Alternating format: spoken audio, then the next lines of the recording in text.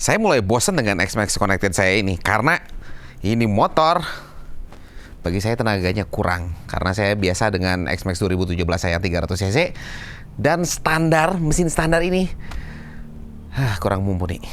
Jadi kita berantakin, kita acak-acak mesinnya.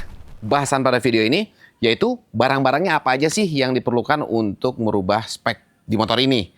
Selain dari itu, data dynonya waktu awal kondisi motor seperti sekarang seperti apa, lalu apa yang harus diperhatikan saat kita melakukan perubahan spek mesin ini, lalu kita bahas hasilnya seperti apa. Rencana saya, X-Max ini akan saya upgrade engine-nya. Dari 250 cc akan menjadi 344 cc. Nanti barangnya dibahas lah habis ini ya, barang-barangnya apa aja yang diperluin. Tapi yang perlu itu adalah ini data before-nya atau saat ini motor sebelum dioprek itu datanya kayak gimana sih di atas dyno. Jadi ini sebenarnya datanya sama persis di video yang waktu saya ngoprek kirian. Jadi kalau teman-teman udah nonton video itu pasti udah tahu lah ya. Tapi kalau kita lihat dari secara grafiknya, ini yang kita perolehannya adalah di 19,7 horsepower dengan 16,2 engine torque-nya.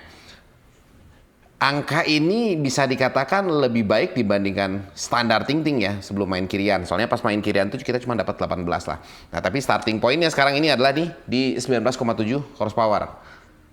Bikin 344 kira-kira dapat berapa horsepower nih. Jadi teman-teman sekarang kita tebak-tebakan ya. Kasih tahu di kolom komentar menurut teman-teman kalau udah beres jadi berapa horsepower. Jadi ini barang-barangnya yang saya akan pakai untuk 344 buat si connected. Kalau secara tutorial nanti saya nggak akan terlalu in-depth karena kalau kita ngomongin masalah masang crankshaft yaitu sebenarnya pada dasarnya sama dengan video di mana saya bongkar dan restorasi X-Max old saya. Jadi kalau misalnya teman-teman pengen tahu SOP baut-bautnya segala rupa, cara pasangnya, bongkar pasangnya yang benar dan baik dan benar secara spek sampai ke torsi-torsinya, nanti videonya saya taruh di kolom deskripsi. Tapi saya mau ngomongin barang-barangnya dulu. Nah, barangnya adalah yang kunci utamanya kita harus melakukan stroke up. Sebenarnya sih apa ya? Bukan stroke up, mengganti crankshaft karena crankshaft yang ada di hadapan saya di sini adalah crankshaft bawaan X-Max 300. Yang membedakannya itu adalah langkahnya yang berbeda. Langkahnya yang ini adalah di 76 mm. Jadi dengan kalau nanti kitnya yang saya pakai ini kit bore up kit ya. Bore up kitnya dari ini kan bloknya pun 76 mm. 76 sama 76 itu akan menghasilkan square stroke. Dimana kalau misalnya kita ngomongin stroke, kalau saya pernah bahas di short juga ya, tapi saya bahas sedikit di sini. Dimana ada long stroke, ada overbore, yaitu overbore, dan ada square stroke. Masing-masing memiliki karakter tenaga masing-masing.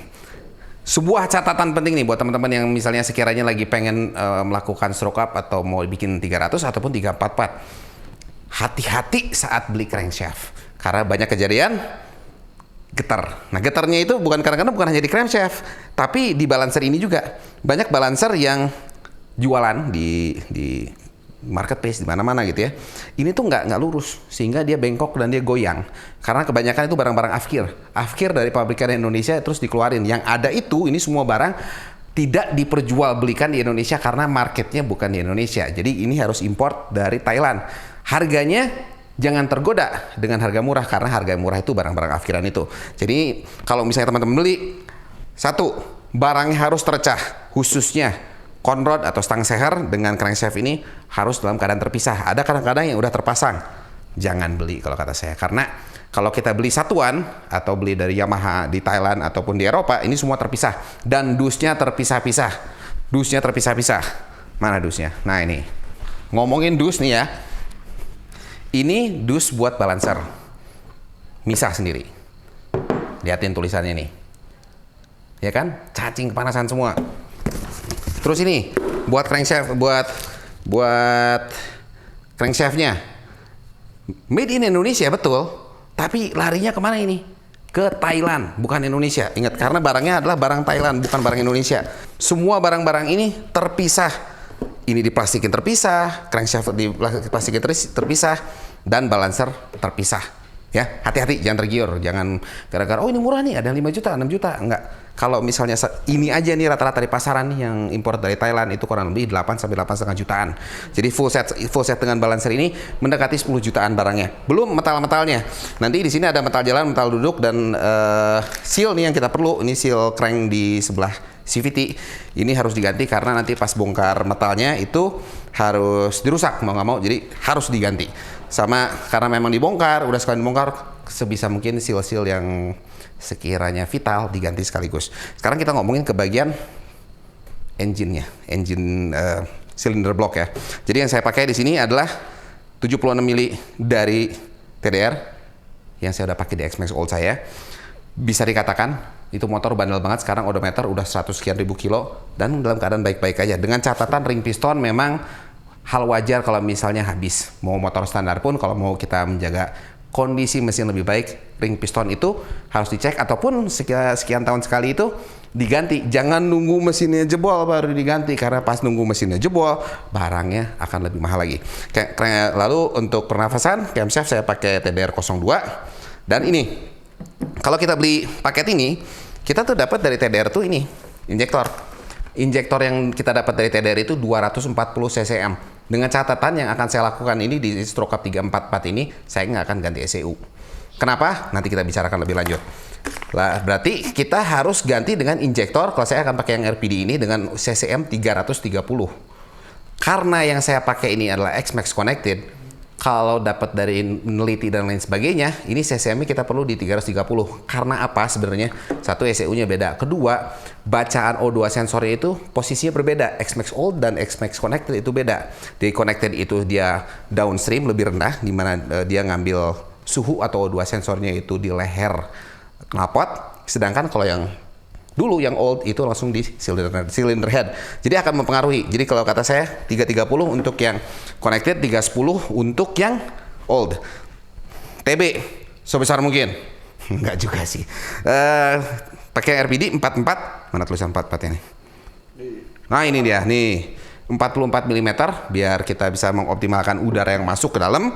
Dengan catatan RPM atas kita akan dapat lebih baik semakin besar. Jadi TB diperbesar, bawahnya itu akan berkurang sedikit. Nggak bengok, nggak terlalu galak, tapi kalau TB-nya gede, atasnya kita akan dapat tenaga lebih besar. Terus kalau misalnya TPS-nya rusak, saya akan pakai yang punya RPD. Kalau teman-teman misalnya TPS-nya rusak, terus ISC-nya kalau bermasalah, ini juga ada ISC manual dari RPD. Selain dari itu, ini si belalai. Belalai ini yang nanti yang ori bawaan motor itu lebih kecil lubang-lubangnya. Lubang ini lebih kecil, lubang trompetnya pun yang di airbox-nya lebih kecil. Ini lebih besar dan akan memberikan udara lebih banyak dan lebih instan ke dalam mesin. Jadi ini parts-partsnya ini. Jadi kalau teman-teman sekiranya nanti mau ngikutin cara apa ya, parts-partsnya racikan yang saya apa, atau teman-teman mau mempertimbangkan barang-barangnya ini, dan mudah-mudahan bisa membantu. Sekarang bongkar-bongkar. Oh ya, belum bongkar-bongkar dulu. Kita dyno dulu motornya, standarnya berapa. Karena kalau misalnya kita nggak tahu nilai standar sebelum kita bongkar-bongkar, kita mau bandinginnya seperti apa ya. Lari ke dyno. Ini nih, ketinggalan tadi. Ini dusnya si crank ya. Takut dibilang, mana dusnya nggak ada. Ini dusnya si crank, ini dusnya si, crank sih. Ini dusnya si conrod atau stang piston, ini dusnya si balancer, ini dusnya si crankshaft. Thailand, bukan Indonesia punya. Bukan yang dijual di Indonesia, barang dari Thailand, made in Indonesia. Pekerjaan bore up stroke up ini bisa dikatakan pekerjaan yang bukan simple ya. Bahkan kalau kita ngerjainnya mau cukup apik, nggak cukup 1 hari lah.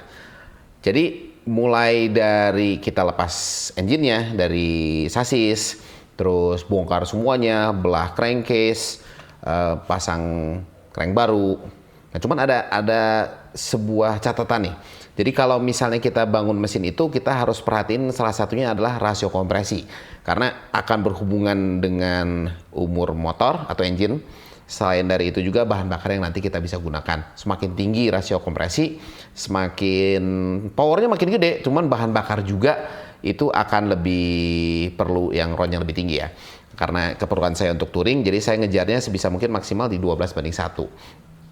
Kalau misalnya kita pasang piston TDR ini seadanya, ini akan tinggi banget. Kalau dapat hitungan kurang lebih sampai 14:1 lah, kurang lebih hampir ya. Jadi mau nggak mau harus kita turunin. Nah, nurunin ini salah satunya ya karena kalau ngambil dari head dan lain sebagainya nggak kekejar. Jadi kita papas pistonnya. Jadi kita bawa pistonnya ini, kita bawa ke Adiatek, kita minta Kang Yadi untuk papas dulu. Pak, kenapa?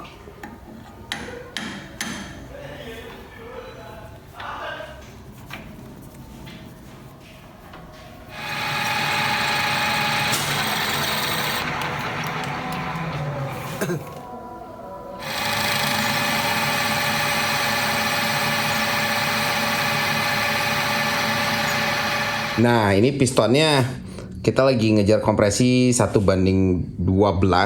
Jadi ini harus dibubut. Nah, dibubutnya bubut. Ini kalau misalnya piston asli TDR dari dom atasnya kita habisin, kita turunin 1 mili ya. 1 mili. 1 mili. Jadi kurang lebih ini dapat 12:1 dengan packing 1 di bawah. Kurang lebih. Ayo, lanjut rakit. Siap.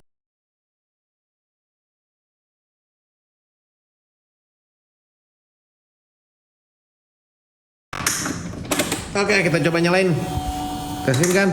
Oke. Udah priming. Wait. Oke. Lepasin kasih. Langsamnya bagus ya? Oh, oke. Normal. 1.500-an. Sip. Berarti ini tinggal kita breakin dulu, nanti baru kita oprek-oprek lagi. Sip kan? Bang, powernya segede apa? Karena kalau kita lihat nih ya, piston yang kita pakai adalah 76 mm. Dan yang stroke-nya sekarang, yang punya X-Max 300 itu 76 mm juga. Jadi kalau kita lihat konfigurasinya ini bore over stroke, itu 1:1 atau disebut dengan square stroke. Biasanya dengan square stroke seperti ini, range atau power band-nya itu bisa dikatakan rata dari bawah sampai ke atas. Jadi kalau misalnya kita punya mesin-mesin long stroke, seperti misalnya kalau 300 cc-nya punya versi Eropa, kan pistonnya 70 kecil tuh kan, tapi stroke-nya 76.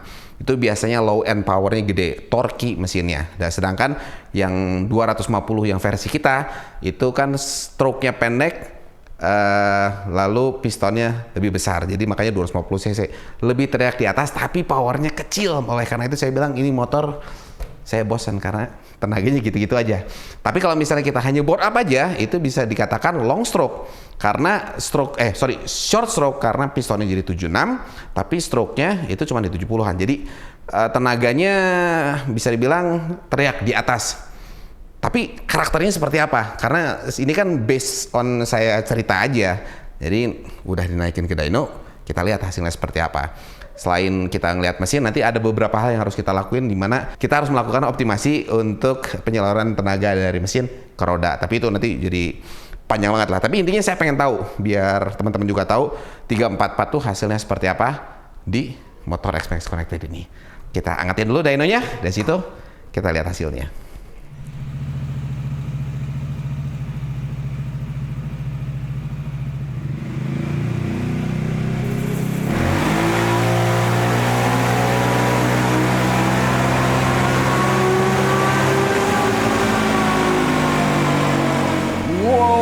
Datanya saya tarikannya cukup banyak ya, karena ya penasaran kita bisa dapat maksimal di berapa. Dengan catatan kalau misalnya mesin baru naik itu jangan sampai harus ada ada waktu penyesuaian di mana motornya kita running dulu, nggak baru naik terus kita langsung betot. Jadi butuh waktu in rain lah ya. Ini udah in rain, jadi saya pembuatan video ini cukup lama sebenarnya. Jadi ini saya benar-benar sekarang bisa tarik banget seada-adanya di mesin dyno.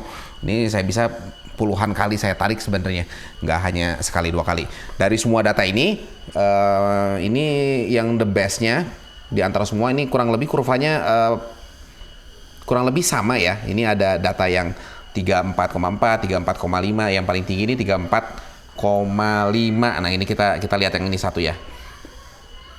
Nah ini, kalau kita bandingin yang sama yang standar kan 18 horsepower, nggak ya, jauh lah ya. Ntar 18 kalau 32 itu berarti, oh enggak sih, hampir 36 ya. Jadi mendekati hampir 2 kali lipat dari standarnya motor ini. Jadi harusnya puas banget dong.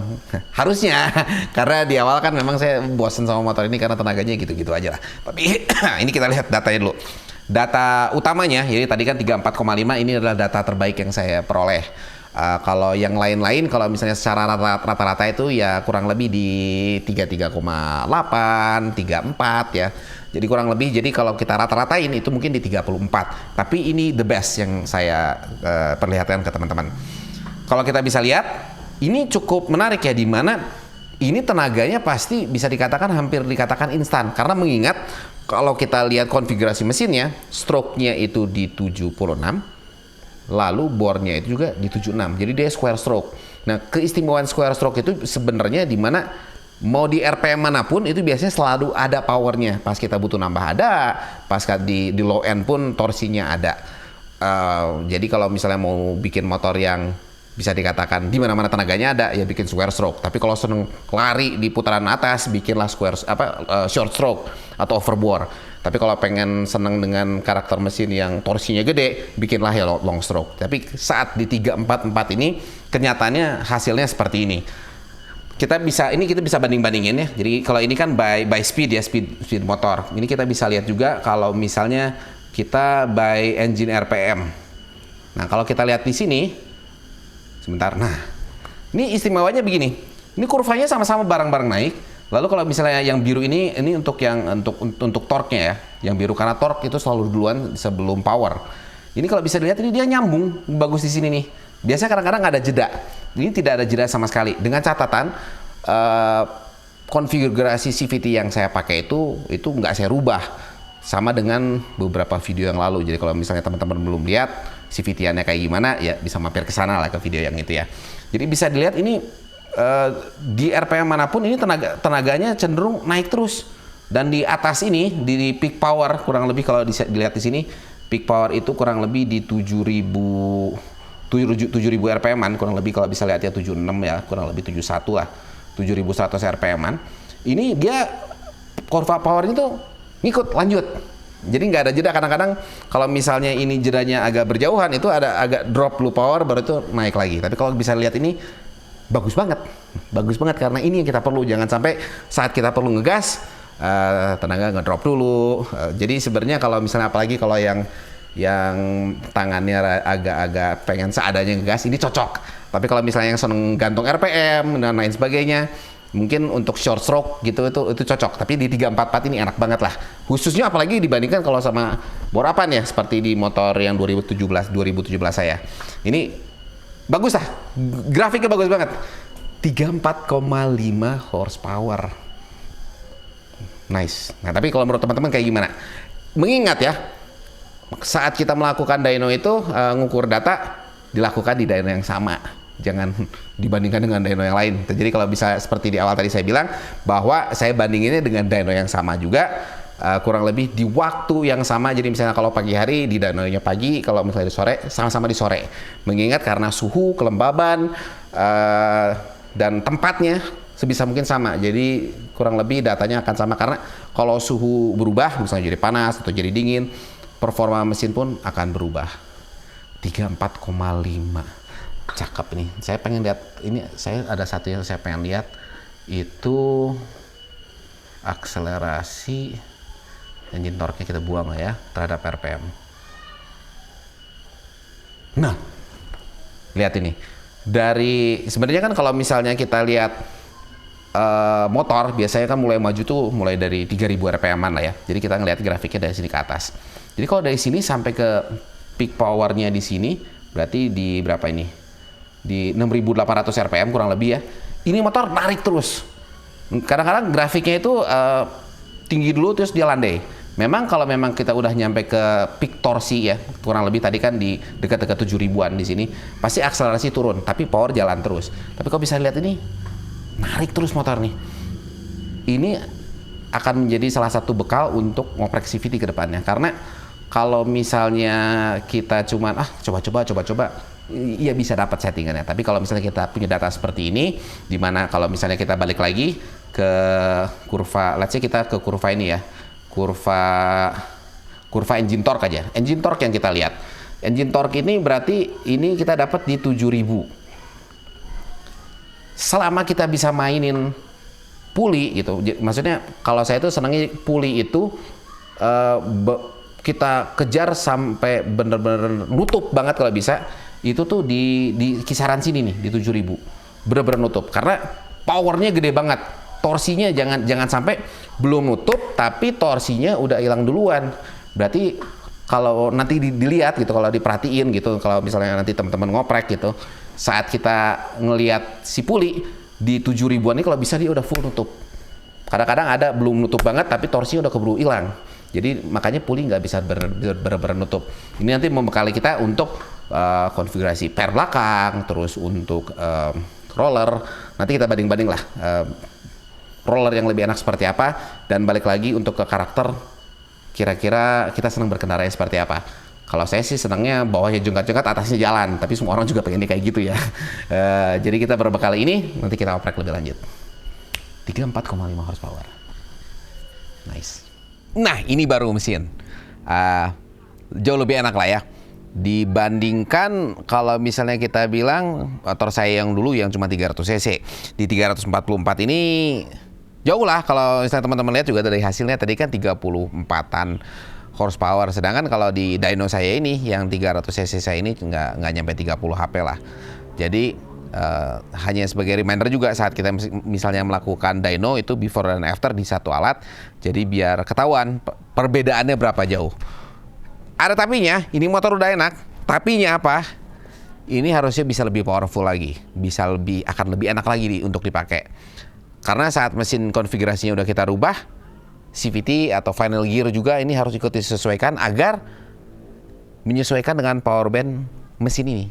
Tapi itu di video berikutnya lah ya. Oke? Gimana? Kalau teman-teman lebih milih di 344 gini atau di band standar atau cuman 300 cc? Kasih tahu di kolom komentar, karena ya di sini tempat untuk berbagi ya, sharing. Jadi saya pengen tahu pendapat teman-teman seperti apa juga. Dan kalau misalnya ada keluhan di Connected, siapa tahu saya nanti ngalamin atau kita bisa sharing. Jadi bisa kita bahas bersama. Oke, sampai sini dulu. Bagi teman-teman yang belum subscribe, jangan lupa subscribe untuk info motor lainnya. Bye-bye. 344. Itu motor.